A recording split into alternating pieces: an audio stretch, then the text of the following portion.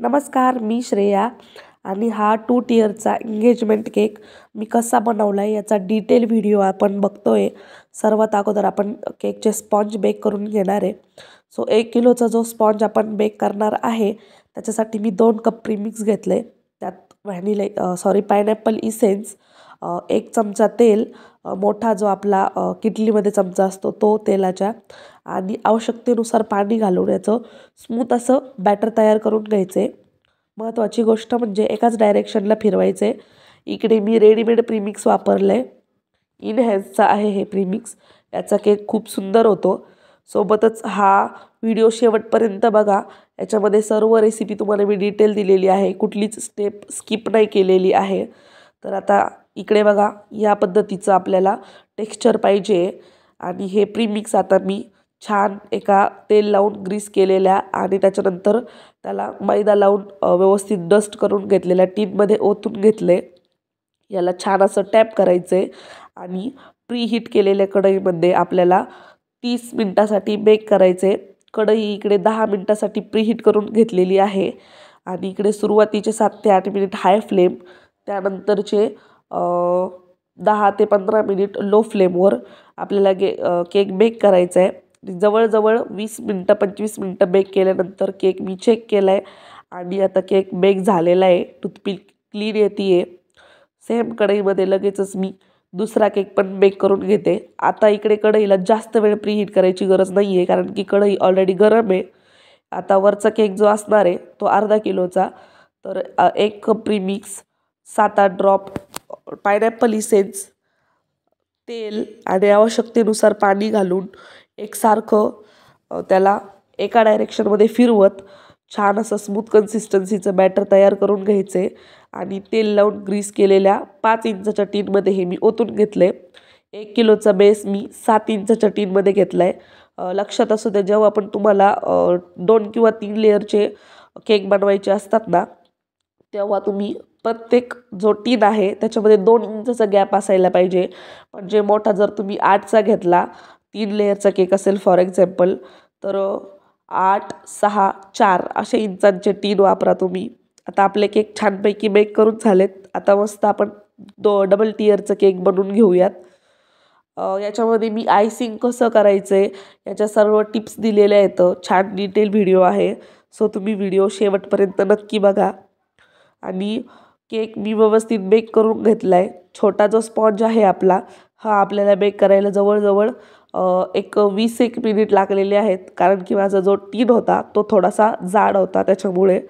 तर त्याला मी 5च मिनिट कढई प्रीहीट केली, अगोदर कढई प्रीहीट केलेली होती त्याच्यामुळे, आणि नंतर 5 मिनिट हाय फ्लेम आणि नंतरचे 10 मिनिट लो फ्लेम, असा मिळून तो 20 मिनिटात केक बेक झाला। आता 1 कप क्रीम व्हिप करून घेतली आहे आणि अगोदर छोट्या केकला आयसिंग करून घेतो आहे आपण। तर खालची जी लेअर आहे ती ठेवून घेतली। आता त्याच्यावर शुगर सिरप लावायचे आणि मग नंतर व्हिप क्रीम लावायची आहे। इकडे तुम्ही जर साधं पाणी वापरलं तरी पण चालेल शुगर सिरपऐवजी, पण ज्यांना थोडंसं एक्स्ट्रा गोड आवडतं तर त्यांनी शुगर सिरप वापरायला पाहिजे। मी शक्यतो शुगर सिरपच वापरते। आता क्रीम व्यवस्थित मिक्स करून घ्यायची आहे आणि केकवर छान टाकून घ्यायची आहे। छोटा केक आहे त्यासाठी छोटा पॅलेट नाईफ वापरते आहे। तुम्ही पण शक्यतो छोटा वापरा। जर तुम्ही नवीन केक शिकत असाल तर तुम्ही शक्यतो छोटे पॅलेट नाईफ घ्या, त्याने खूप सोपं पडतं केकची फिनिशिंग करायला। आणि छान असं क्रीमला अप्लाय करून घेतल्यानंतर आता याच्यावर मी पायनॅपलचं क्रश टाकते आहे। क्रश वापरायला अजिबात कंजूशी नाही करायची आहे, कारण की जेवढं तुम्ही भरपूर क्रश वापराल तेवढी रिचनेस येते, तेवढा रिच टेस्ट येतो केकमध्ये। आता आपला केकला थोडंसं आपल्याला केक हायटेडच पाहिजे आणि आपण केक कढईत बेक केल्यामुळे याला छान डोम शेप आला होता, म्हणजे केक असा छान फुगला होता, मध्यभागी वरती एकदम जास्त फुगला होता। तर त्यामुळे अशा केकला उंची छान येते। फक्त इकडे एक गोष्ट लक्षात असू द्यात की आपला जो केकची लेअर आहे मध्ये ठेवलेली ती फ्लॅट नाही आहे, तर मग त्याच्या आतमध्ये जेवढी पण जागा आहे त्याला पूर्ण क्रीम लावून घ्या। जर क्रीम लावून घेतलं नाही आणि तुम्ही असाच केक जर सेट केला तर केकला नंतर क्रॅक पडू शकतात आणि आतमध्ये क्रीम दिसत नाही, ते दिसायला ऑड दिसतं, चांगलं नाही वाटत। आता दुसरे लेअरला पण शुगर सिरप लावून घेतलं आहे याच्यावर छान क्रीम अप्लाय करायची आणि पुन्हा आपण त्याच्यावर क्रश लावून घेणार आहे। तुम्हाला माझे व्हिडिओ आवडत असतील तर चॅनलला सबस्क्राईब करा आणि व्हिडिओला पण लाईक करा। केकसोबतच मी वेगवेगळ्या छान छान रेसिपीज पण शेअर करत असते। तर हा जो केक आहे तो एंगेजमेंटची ऑर्डर आहे आणि केक मला हा उद्या 8 वाजता द्यायचा होता। तर मग मला आदल्या दिवशी ऑर्डर आलेली, म्हणजे ही टोटल प्रोसेस 3 दिवसांची। आदल्या दिवशी ऑर्डर आली, दुसऱ्या दिवशी केक बनवला आणि तिसऱ्या दिवशी केक तो डिस्पॅच झाला। तर आता प्रत्येक वेळेला जेव्हा आपण क्रीम लावणार आहे केकला तर प्रत्येक वेळेला ती मिक्स करून घ्यायची, कारण की क्रीम एकदा व्हिप करून साईडला ठेवली ना तर त्यानंतर ती ड्राय होत असते आणि ड्राय क्रीम जर तुम्ही तशीच केकवर अप्लाय करायला गेलात तर केकला जे स्मूथ टेक्स्चर असतं ते येत नाही। त्याच्यामुळे प्रत्येक वेळेला केक क्रीमला अप्लाय करण्या अगोदर किंवा डेकोरेशन करण्या अगोदर केकला तुम्ही जी क्रीम आहे ती व्यवस्थित मिक्स करून घ्या आणि नंतरच अप्लाय करा। तर व्हिडिओमध्ये जसं तुम्ही बघताय अशा पद्धतीने हात मागं पुढं शेक करत केकला जर क्रीम लावली तर केकची फिनिशिंग होण्यासाठी मदत होते आणि सोबतच क्रीम पण खूप जास्त वापरली जात नाही। जेवढी क्रीम आपण घेतली आहे तेवढी पूर्ण अप्लाय होते आणि छान केकला सुंदर अशी फिनिशिंग येते, शेप पण छान येतो।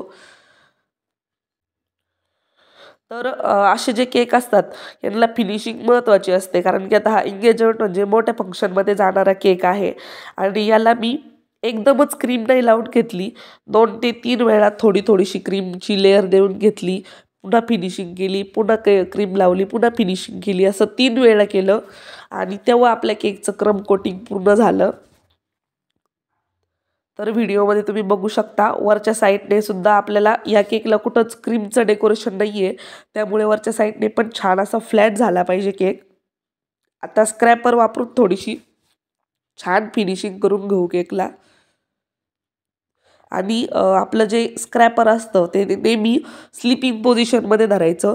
स्लिपिंग पोझिशन म्हणजे अगदी चिटकलं पाहिजे ते केकला आणि त्याला अँगलमध्ये नाही ठेवायचं, एकदम 0 डिग्रीमध्ये ठेवायचं। त्याला बिलकुल पण कुठलाच 30 डिग्री 20 डिग्री 10 डिग्री असं अँगल नाही द्यायचा आहे। जेव्हा तुम्ही 0 डिग्रीमध्ये त्याला केक सोबत ठेवता तेव्हा ते सुंदर असं त्याला फिनिशिंग येतं आणि क्रीमसुद्धा केकची निघून येत नाही। जर तुम्ही स्क्रॅपर खूप असं डिग्रीमध्ये पकडलं 10-20 तर केकला लावलेली सगळी क्रीम निघून येते।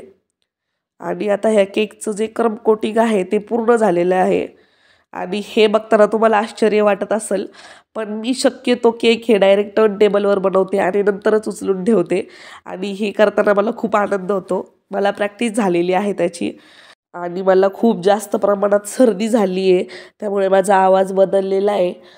सोबतच मला श्वास घ्यायला पण खूप त्रास होत होता, त्यामुळे माझं व्हिडिओमध्ये पण कुठं तोंड ओपन आहे, कारण की मी श्वास पण घेऊ शकत नव्हते, एवढी सर्दी होती मला आणि ऑर्डर ही जवळचीच होती, त्यामुळे मला ऑर्डर कॅन्सल पण नाही करता आली। तर आता जो आपला खालचा जो केक असणार आहे 1 किलोचा, आता आपण त्याला छान असं आयसिंग करून घेणार आहे। याच्या पण सेम मी 3च लेअर केलेत आणि मस्त शुगर सिरप लावले आणि त्यावर आता क्रीम लावतीये। आता जेव्हा केक खूप लांब कुठेतरी घेऊन जाणार असतील कस्टमर किंवा आपला केक जो आहे तो 2 टियरचा आहे किंवा 3 टियरचा आहे, ह्या वेळेला केकला प्रॉपर सेट करून घेणं खूप महत्त्वाचं असतं। तर यामुळे केक मी उद्या देणार आहे हा, पण आज मी याची सर्व प्रोसेस केली आणि उद्या फक्त त्याचं फायनल डेकोरेशन केलं जस्ट केक कस्टमरला द्यायच्या अगोदर। तर आता दुसरी लेअर ठेवून घेतली आहे, सेम परत शुगर सिरपने सोक केलं आहे आणि त्यानंतर आपण पुन्हा क्रीम लावणार, त्यावरती क्रश लावणार। दोन्हीही केक पायनॅपल फ्लेवरचे आहेत, त्यामुळे प्रोसेस सेम आहे। त्यात तुम्हाला इकडे माहिती देण्यासारखं वेगळं काहीच नाही आहे, तर मी तुम्हाला इकडे तोपर्यंत टिप्स सांगत होते। तर हा केक मी सकाळी साधारणपणे 10 ते 12च्या दरम्यान बेक केला।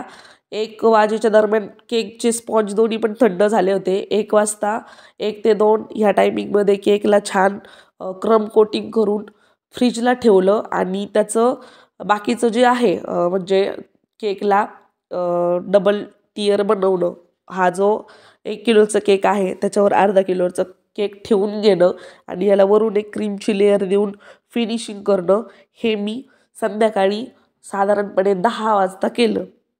तर जेव्हा आपण केक छान फिनिशिंग करून क्रम कोट करून एक दिवसभर किंवा 7 ते 8 तास सेट करतो, त्यानंतर तो केक आपण कितीही लांब घेऊन जाऊ शकतो.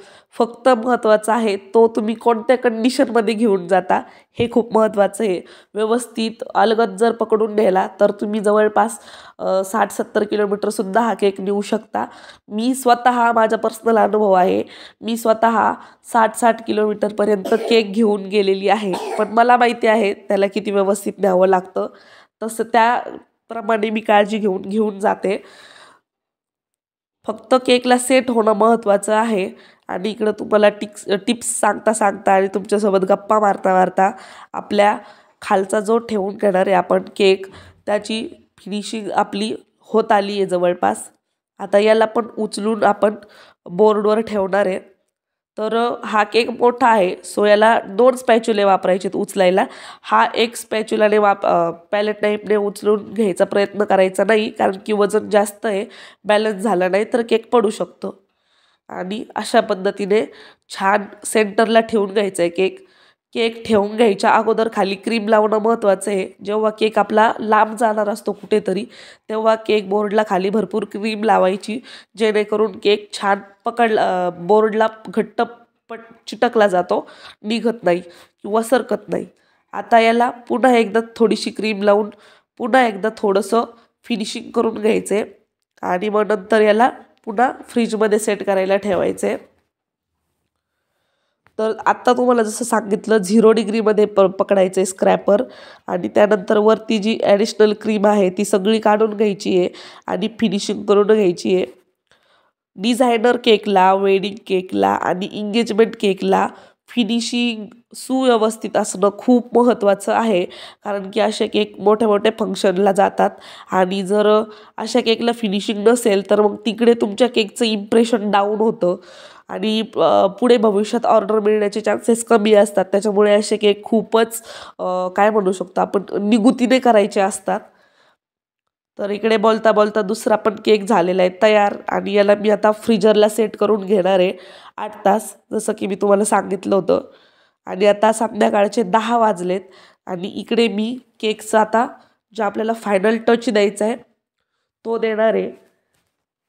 तर सगळ्यात अगोदर मोठा केक घेतला आहे. हा केक ऑलरेडी भरपूर छान आहे, मोठा आहे, रुंद आहे, त्यामुळे याला मी जास्त क्रीम लावणार नाही आहे, थोडीशीच क्रीम लावणार आहे.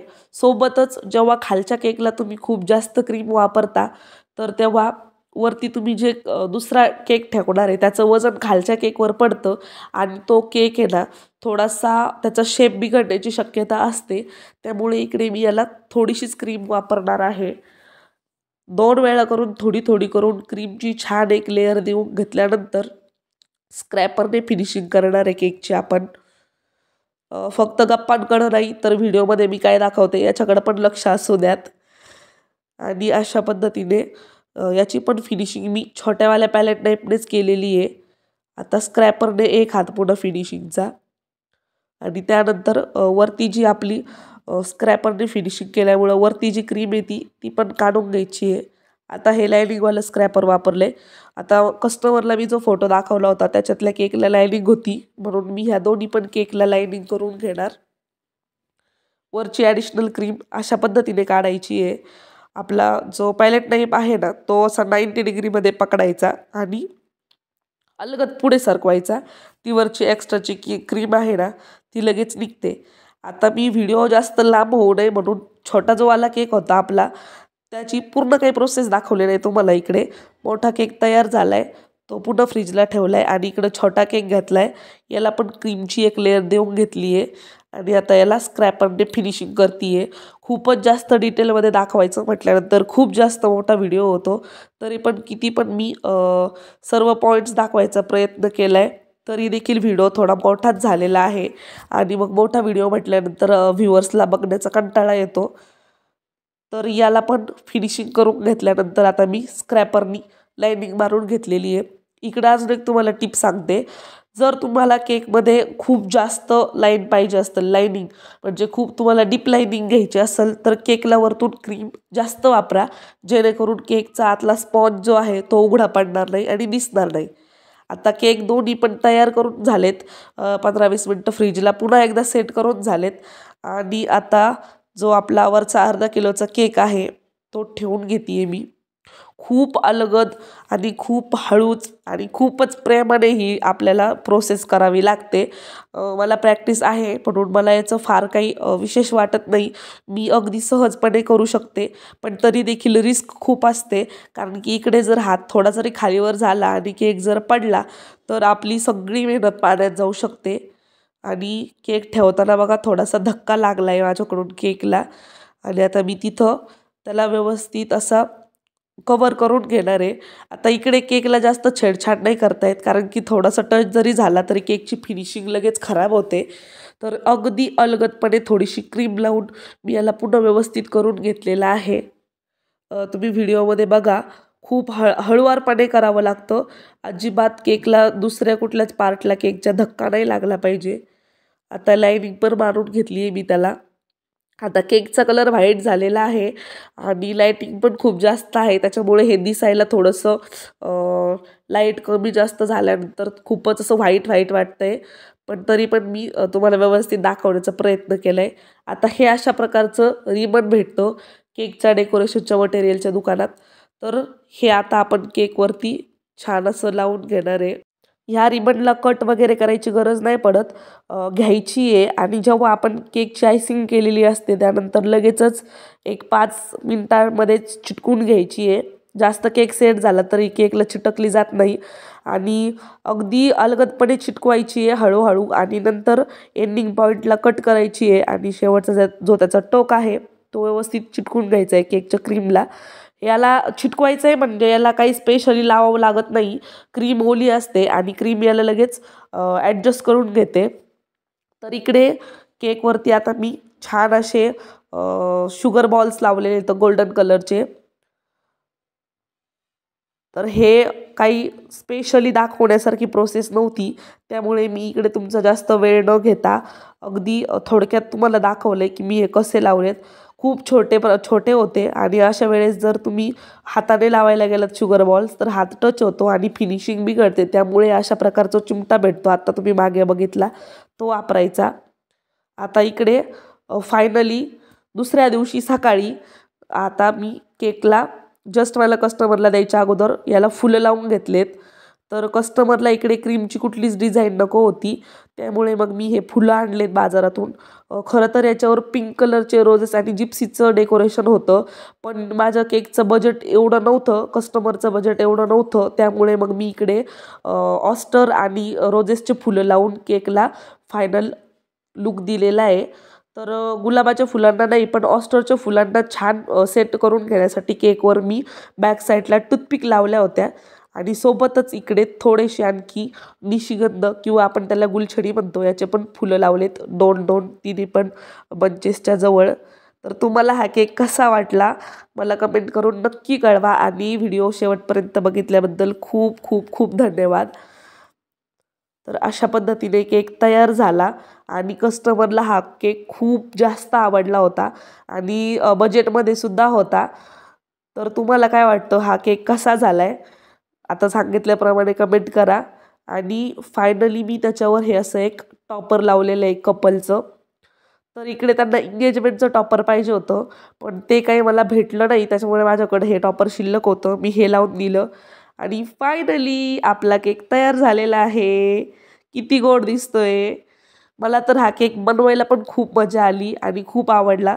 तुम्हाला कसं वाटला मला नक्की सांगा. बाय.